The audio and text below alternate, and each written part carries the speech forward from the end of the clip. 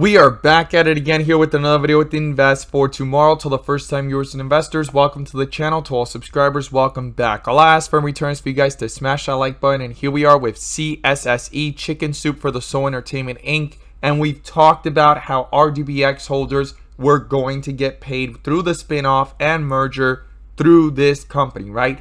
Ever since that happened, which happened yesterday, the stock has been falling, and today it's been trying to hold itself up. And a lot of people are speculating that this is a low float, that this could possibly squeeze as well, get shorts out of their position, because when you zoom out, I mean, this stock has gone up tremendously as well through this whole merger news and what's been going on. Now, this was not the only stock only trying to bring itself back up after dipping really low in the day and popping back up. The overall market did as well. And our SpyBot sent out a bull indicator since 11:20 a.m. and from that moment forward, call options went up 200% plus within hours, guys. If you guys want to receive this clarity and edge over the charts, you can now gain access to it as well. The link is down below in the description to the 42 vision indicator, getting connected to our SpyBot, QQQ bot, our newly released Tesla bot, and we have other bots on the way so that you can receive the clarity and edge that you deserve within the volatility of the market. So Csse here is sitting sideways. It did try to bring itself back up, and it did have a pop from $11 all the way back up to $13, but we need to talk about what's made it go down so fast after this merger. But before we break it all down, I want to share with you guys the home run opportunity I mentioned this morning over at the Discord, and we strive for opportunities like these every single day. As you see it popping up on the screen, these are some of the home runs we found so far this week on our morning briefs. We strive for them every day, not guaranteed to be this way, but we always are looking daily for the next opportunity. So the home run of the day was spectacular and beyond expectations. And if you guys want to know about these stocks early on in the pre-market, check out the link down below in the description to the Discord. And by joining, you'll become part of a growing community of investors all looking to learn and grow together. So these are the two stocks I mentioned this morning. Both of them gave jumps of 3 to 5%, 5 to 10% plus. But one of them turned out to be a home run, and that was VLCN. We caught this one in the pre-market pulling downwards, found support, came back up, got that bull indicator, and jumped up to a highest point in the pre-market of 30% plus, consolidated towards the bell, and jumped up another 10 to 20% plus, guys. And apart from that, we also had our Tesla bot send out a bull indicator at 10:10 a.m. And from that moment forward, call options went up 300% plus within hours, guys. If you guys want to know about these stocks early on in the pre-market and receive this edge and clarity over the charts with our 42 vision indicators and getting connected to our bots, check out the link down below in the description to the Discord. We look forward to having you join us, and let's jump into these charts. So here we are with Csse stock, and as I stated earlier in the video, fighting to hold itself up here within this consolidation, dip and pulled right back up. And a lot of people are speculating that this could probably try to squeeze again, especially when you zoom out, right? Like I showed you guys in previous videos. And in today's video, this stock went from $4 to $10, back to $5, and now all the way up to nearly $17, $16. Now, the speculation does not mean it's guaranteed to happen, but a lot of people are speculating on it. And a lot of Rdbx holders are actually now holding a piece of Csse. Based off the articles that I've read, it was stated that people were going to get paid, right, in a credit of Csse's value, whatever value it was, a portion of that, right? Not the full whole entire stock, but a portion of a stock, like comparable to a fractional share. And this is not correct or the perfect, statement. This is what I've read in articles. This is what I've shared with you guys, and I've shown it to you guys. But the best way to know, because I've gotten a lot of comments, is to go ahead and reach out to your respective brokers.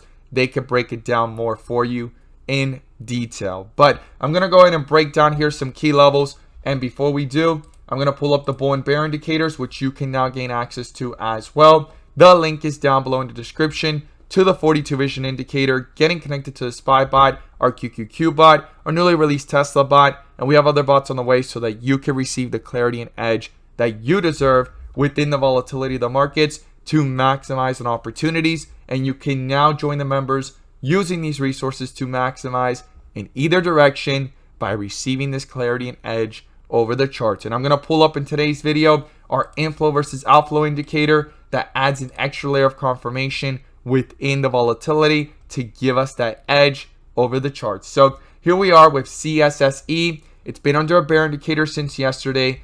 Outflows were crossed. And in yesterday's video, I was talking about how things were curling here and sitting sideways and how inflows were trying to come back up here on the 30-minute. I was going to watch if it could bring itself back up. If not, things were looking pretty weak. And that happened in the pre-market. It dropped even lower. And today, what held it up from going even further down was the fact that inflows were trying to pick up. And this right here could show you, right? This is me just going ahead and based off the action of the stock, it consolidated and inflows were picking up all day for most of the day, not significantly to make things actually rise much higher, but to hold it up from collapsing, somebody was buying up this dip, right? Or a lot of investors were seeing a reason to hold and buy. And that's why things did not go much lower than $11 or even $10, right? Because there is a support there that we need to talk about, which is $11.32. And right there, it found support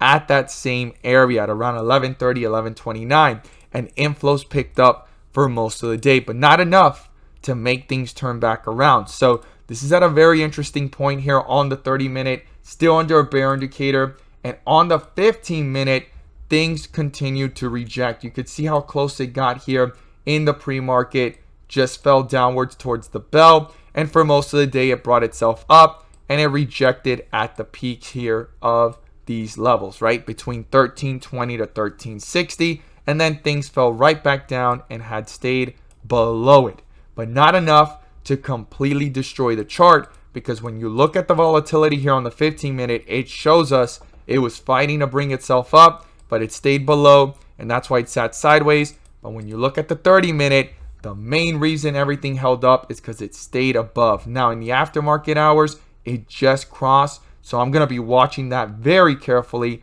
going into Monday's trading day. This is very, very important if it brings itself back up or if it starts rejecting that area to test newer lows. Now, on the 30-minute bear indicator, on the 4-hour here, we got a bear indicator as well since $14. Outflows continue to actually dominate here. We're under red bars here, but we're still above the midpoint. Very, very important to keep that in mind. Above the midpoint, if we break through it, that's when things could collapse much more significantly, right? Now, on the 1 day, you can see here that things are plateauing, right? Those inflows are no longer straight up in a shot to the upside, if not sitting sideways. But we are far above the midpoint. So could this be the setup before the next bull run?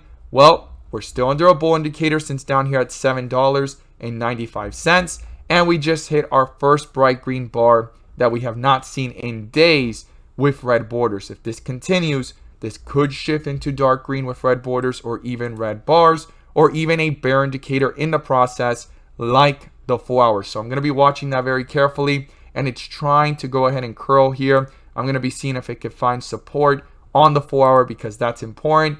Inflows to switch back to green, stay above the midpoint. Going to be watching that very closely. And on the 30-minute here, we are just crossing back down, and we've been under a bear indicator since yesterday at 1460. So the first support here is the low of the day, 1130, and that's one of the most important support levels here when things bounce up from those levels all the way up towards $15, almost $16. So very, very important support level there. To the downside, I'm going to be watching how inflows versus outflows react here, and if that gets broken through, I'll be watching the next support down here at 1060. Super, super important. And then worst case scenarios back down here towards $10. Those are the support levels I'm watching right now going into Monday. And to the upside, the highest point of the day, 1341. Super important level here where rejected. We want to see that break above that because that's where support was found to go ahead and run again on August 10th. And when those inflows picked up and crossed back over, you could see it right there. And then also, if that is crossed, the next resistance level is up here at 1415, guys. As always, thank you guys so much for watching. I look forward to seeing your thoughts down below, and let's make some money.